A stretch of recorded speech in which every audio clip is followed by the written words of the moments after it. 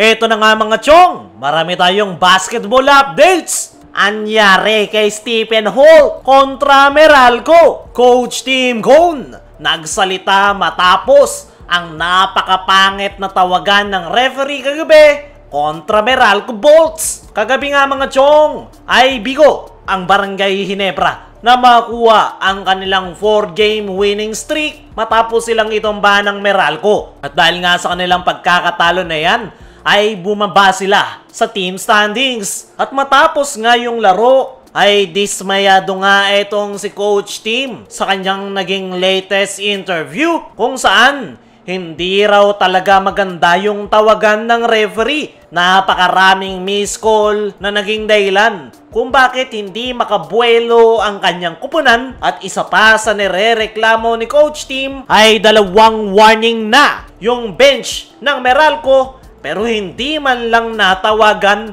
ng technical. Kaya naman, nagpatong-patong na yung frustration ni Coach Tim Cone dahil napakapangit talaga ng officiating kagabi kontra Meralco Bolts. Ayon pa nga mismo kay Coach Tim ay aware nga raw siya sa naging pahayag ni Chot Reyes netong mga nakaraan na hindi siya natatawagan ng technical. At taliwas nga raw yan sa nangyari dahil tinawagan daw siya ng 2 technical at na-thrown out pa. Kaya hindi naniniwala etong si Coach Tim na hindi siya natatawagan ng technical. Paliwanag pa ni Coach Tim, alam niya nga raw kung kailan dapat magreklamo. At yan daw yung dahilan kaya hindi siya natatawagan ng technical na itong mga nakaraan. Pero sa naging laro kagabi kontra Meralco ay aminado si Coach Tim na mali yung kanyang ginawa. Tanggap nga nito yung pagkaka-technical sa kanya ng mga referee. Yung hindi nga lang daw matanggap ni Coach Tim ay yung mga napakapangit na tawagan, napakaraming missed calls na naging dahilan kung bakit pumangit yung kanilang performance. Para sa akin mga chong, ay tama si Coach Tim. Kapansin-pansin talaga sa laro kagabi kontra Meralco na hindi maganda yung officiating at talagang tinatarget ng mga referee si Coach Tim Cone. At yun na nga yung nangyari, natawagan ng 2 technical at na-thrown out pa. Sa ngayon ay frustrated etong si Coach Tim Cone dahil napaka-importante nga ng laro kagabi kontra Meralco dahil dyan nakasalalay yung kanilang pag-asa na makuha ang twice to beat advantage. At dahil sa kanilang pagkakatalo ay bumaba sila sa team standings. Kaya naman, ganun na lang yung galit ni Coach Tim sa mga miss call na tawag dahil napaka-importante nga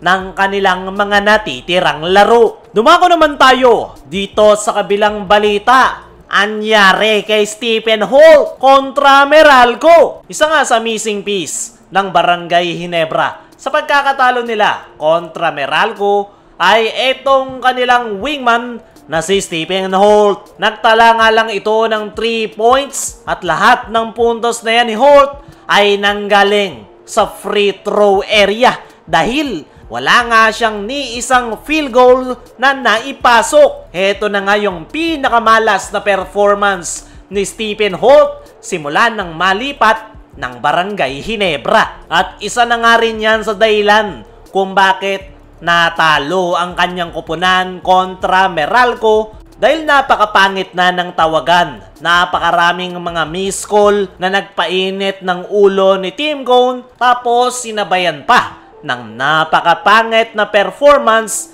na itong si Stephen Holt. Kaya naman talagang bigo sila na makuha ang panalo. Pero kung sakali na okay yung pinakita ni Stephen Holt kontra Meralco ay malaki yung chance na iba sana yung resulta ng laro dahil kayang-kaya sana talaga nilang kuhanin ang panalo.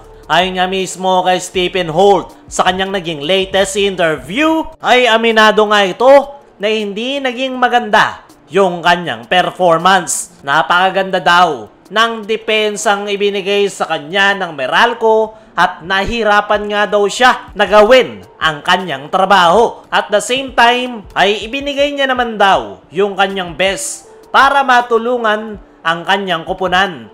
Pero sadyang hindi lang daw nagpapapasok yung kanyang mga tira at tinamaan lang daw talaga ng malas. Pero kahit na ganoon, kailangan nga raw nilang mag-bounce back dahil sa linggo na agad yung kanilang susunod na laro kontra Magnolia Hotshots. Kaya naman, wala na nga daw silang panahon para magsisihan pa sa kanilang pagkakatalo at kailangan na nga daw nilang mag-focus sa kanilang magiging team practice. Para sa akin mga chong, ay off night lang etong si Stephen Holt. Lahat naman ng player ay tinatamaan yan.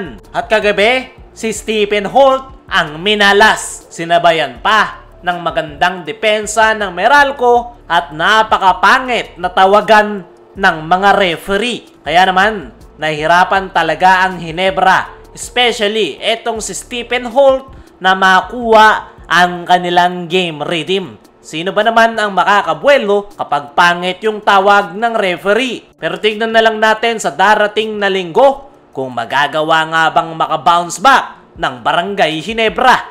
Kayo mga chong, ano ang masasabi nyo sa naging performance ni Stephen Holt? Ano rin yung masasabi nyo na frustrated si Coach Team sa mga referee?